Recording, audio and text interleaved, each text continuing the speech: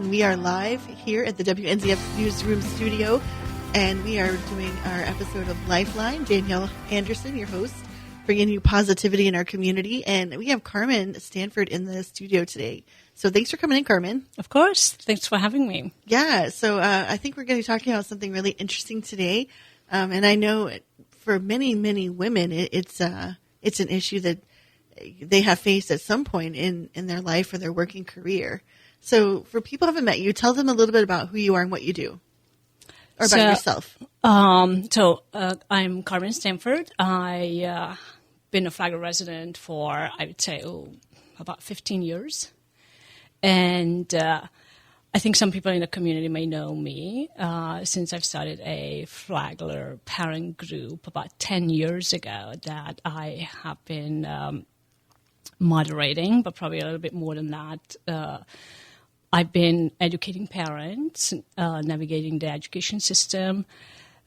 And I think more people, though, may know me in the community because of my daughter's nonprofit, My Love's Canine. So I think that, yes, I'm Emma's mom. Giving you a chance to roll it out. Yes. But most importantly, I have been a stay-at-home mom. I haven't really had an official job. I haven't worked for someone. My sort of job, which doesn't quite sound right, but it's been raising Emma, being there for my daughter for the past 17, 18 years. I think a lot of moms would disagree and say, that's the biggest job you could ever have. It is. But as I am considering returning to the workforce, I realize that some of the skills may not necessarily translate for employers. And I think that's the difficult part because it is a job. It's actually a really difficult job raising children.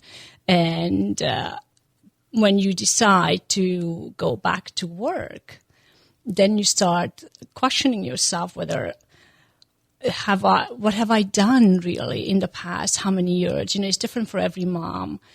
But what am I going to show? What can I put on papers that actually shows that I do have certain skills that employers would value?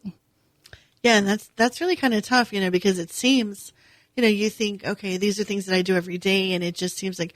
But then when you start to break it down, I've seen some of these things where they break them down. They're like laundry service. How much is the value of that? Right. And, accounting and bookkeeping because you're managing the household finances. Yes. What's the value of that? Childcare alone. What is that, $500 or $600 a week for one child? So all of those skills, when you're able to kind of put them into kind of define them in a way that people look at them from a workforce standpoint. Yes, where an employer can look at it and actually value it as a certain skill that's important for them. The other thing is, I think a lot of times the soft skills that we essentially use every single day with our children, and they are so important at the workforce, adapting to the environment, problem solving, critical thinking. How do you put these on your resume? That it doesn't just say, well, I've been home for all these years and this is what I've been doing with my child. So it's difficult. It's really difficult. And for me, I decided to venture out into the workforce to try anyways. And when I sat down to write my resume, I was a little bit lost. Even though it's not like I have been just raising my child. I have been doing a lot of other things. But I'm seriously lost. Where do I start? How do I write my resume that they can look at it, any employer can look at it and value what I have done? So with the Flagler Parents Group, do you see other moms talking about these kinds of issues? I haven't really brought it up. We haven't really had this discussion. What I do see on the page, there are a lot of stay-at-home moms. So I would assume at some point everyone is considering going back to work. I have seen moms trying to find jobs, whether it's a lot of times they are seeking jobs from home, anything that they can do remote because childcare is an issue and you do have to be home. And this is the hard part, I think, for us moms is that we sort of make the sacrifice. We give up our careers because we do. And for every family, it's different why they do it. It could be, financially, it just really doesn't worth it for the mom to go out, or whatever the reason is. We give up 3 years, 15 years, 18 years, whatever it is. But it's just not valued. I feel like it's not necessarily valued. When I started doing my research about stay-at-home moms going back to work, I realized how 93% of us face some kind of obstacle. How do we address that gap in our resume? And to me, it's like, why should we have to address that gap? Like, we should be proud to say that, I took some time and I stayed home with my child.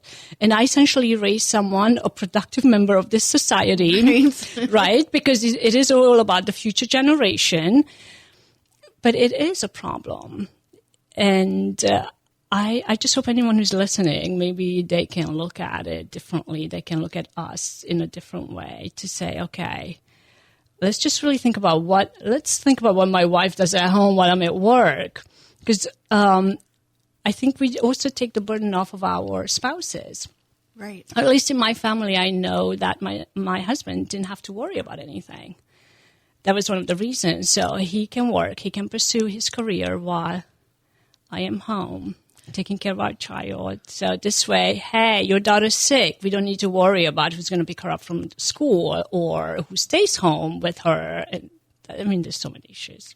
Well, I think that, society makes a place when they say, okay, veterans that are coming out of the military, they have a skill set, they have value, they bring something to the table. So maybe we can kind of transition in society to look at mothers who are coming out of stay-at-home mom to have those same kinds of benefits. What are those skills that translate? What is your value? What do you bring to the table? Right, and oftentimes stay-at-home moms do also run. I just read one stay-at-home mom runs an Airbnb. So yet when she went out to look for a job, to work for someone, she still had a hard time because no one would really look at her skills that at home. I don't know, maybe society thinks of us. I know there are people who assume that we just sit home with our feet up and, drinking coffee all day, watching TV. I wish. Right. But that's really not the case. I think we do so much more. So, yes, how do we transition those skills? But I think, it's not just stay-at-home moms. Actually, veterans have difficult times often to transition into the civilization after service. I always hear in business though that they're like, oh, if you've been in the service, we really want to bring you on board because you've got these amazing skills, and moms could have the same type of preference or, at least courtesy of looking at their resume and saying, wow, you did do all these things. So how would you translate? How would you kind of like lay out your resume for the skills that you've done by staying at home? So this is a difficulty for me. I've always worked with children. So I used to teach English as a second language or as a foreign language.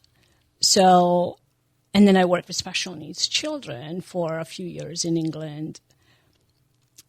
So when I look at my problem is that what I want to continue doing? Do I want to go back working with children or do I want to do something else now? Because MLS Canaan's kind of opened up my eyes to a different kind of world. I really loved what we did. We did as a family. I loved the fundraising. So can I put that on my resume? It was essentially my daughter's. So can I do that? The skills that I learned, is that enough though? Because it was such a short time. Is that enough to put on my resume? Is that going to be valued? So this is what I'm personally struggling with. And so listeners who may not know, your family actually started a nonprofit organization that went national.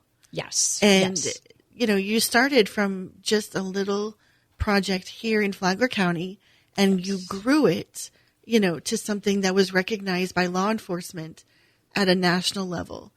So, going and getting the 501c3, managing the finances every month, promoting the event, delivery of the product, because, tell listeners a little bit about what you guys were doing. So it's funny you say, delivering the product, marketing the product, because now when I look back of Emma's Canines, I was essentially doing the marketing. I mean, with Emma's help, and I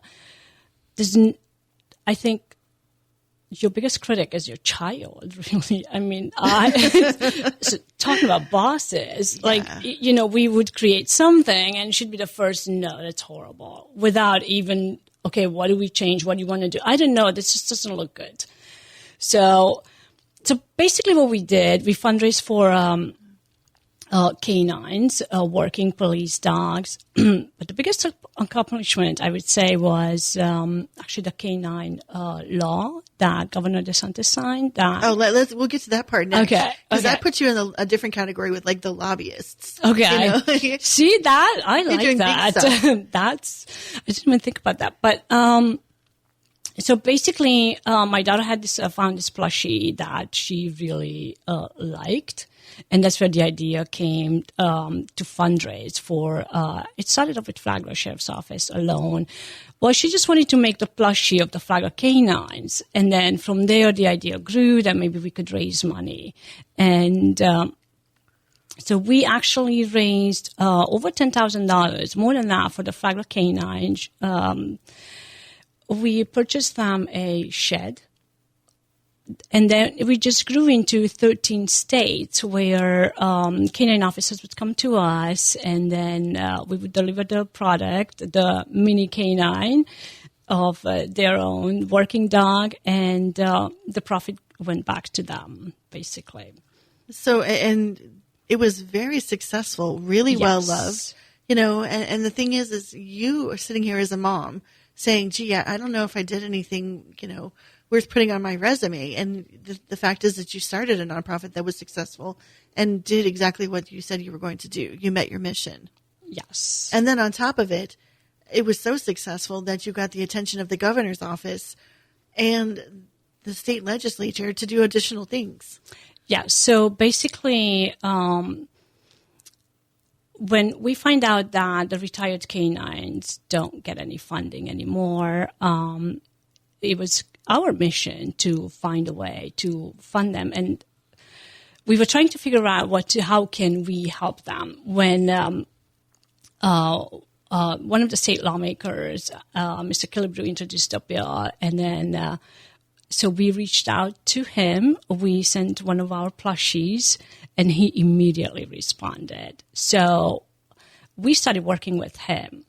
And actually, Emma had to send over, because at the time we went to the mayor as well. So Emma had to do a presentation to the mayor. We had to figure out how are we, because we wanted the city to pay for the dogs, for the retired dogs, for the medical bills. So we had to sit down, write a presentation. What was our idea? So the same thing we sent to the state lawmakers, so they were able to look at it, and we were a part of the legislation.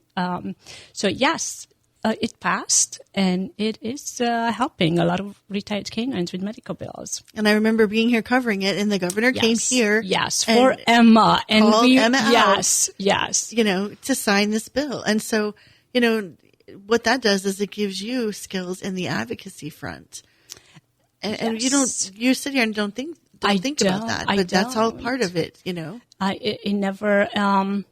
It's funny because when I think about the advocacy, I think about more in education, what I did in education. A lot of people don't realize with the Flagler Parent group is that a lot has happened in the background. That sometimes parents are not comfortable coming forward. So I earned their trust, a lot of them. I earned a lot of parents' trust, and they would message me. So I would reach out to the school district, and we would make sure that we help the parent or the child. So we're going to take a quick break, and we're going to talk about how you've been impacting education in Flagler County and really how to identify more of those skills that you do bring to the table. So we'll be right back.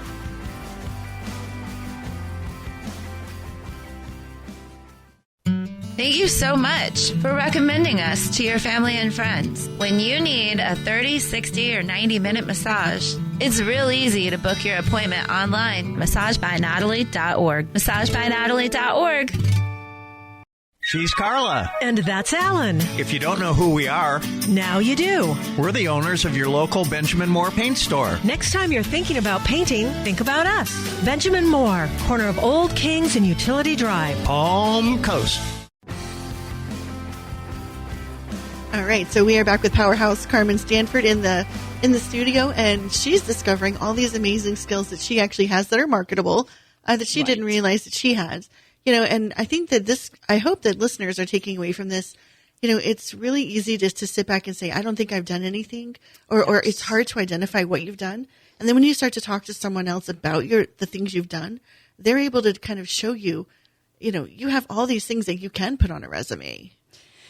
Yes, I mean, and you just mentioned it. I'm like, yeah, you're right. I did that. I mean, I did advocate for parents. I advocated for canines.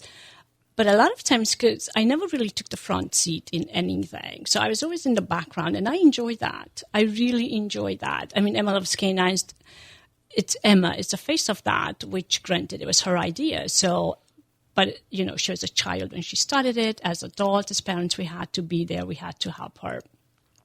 And with Flagler Parents page, well, I think sometimes I don't want to be a face of it, even though everything that we have accomplished. But there's been a lot of backlash as well, a lot of threats that comes with it. So I don't always look at it as a positive thing. But you are bringing those issues to the forefront. I do. Yes, I always have. And that is correct. I always try to fix it. Someone from the school district told me that the one thing that they like about me is that when I don't just fight for one child or my child, I fight for everything. And I don't just criticize and come in with the negativity, but I always come with a solution. And that stuck with me because I never really thought about it, but it really stuck with me. So I still apply that in my group every time there's an issue. Okay, how can we fix that? What can we do to make this better for everyone?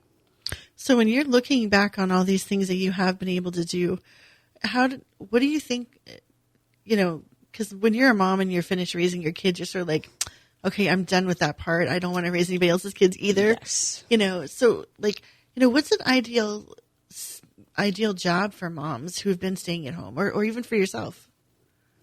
I mean, I think I could see myself now that you mentioned in advocacy, but my heart is with children as much as, yes, always has been. So as much as, I'm like, I don't know if I want to be in education, but that's what I've done all my life. So it was always education. Something had to do with children. I don't know if I'm going to be able to avoid that. But that's where your heart is. That's where it is. Yes, that's what I'm really, I think that's what I'm good at too. That's what I'm good at. And, I hope Emma is a good example of the way I raised her, She's a great kid. I mean, she's getting close to graduation, isn't she? Next year, she has her first senior photo shoot today. That's amazing. It's scary. It's scary.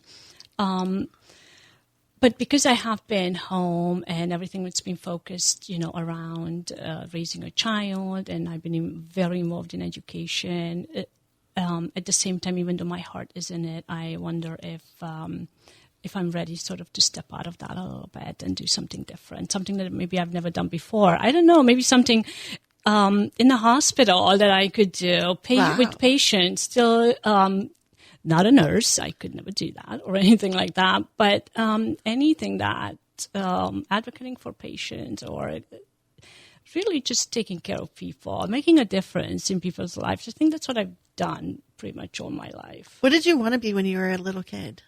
A teacher. Did you? I became a teacher, yes. So you did it. I did. I used to teach English. So we start learning a foreign language in Europe at a very young age. So I used to do that. And then I used to teach business English for companies. So, when you're sitting here thinking about all this, what do you think the community can do to help open doors for stay-at-home moms who want to get back into the workforce? Just give us a chance. I think really just give us a chance. It's so difficult to even get a chance nowadays. Resumes are scanned by AIs. You don't even get a chance to just please look at our resumes. And we can address the resume gap, and just don't dismiss that gap. Think about all the quality skills that we bring.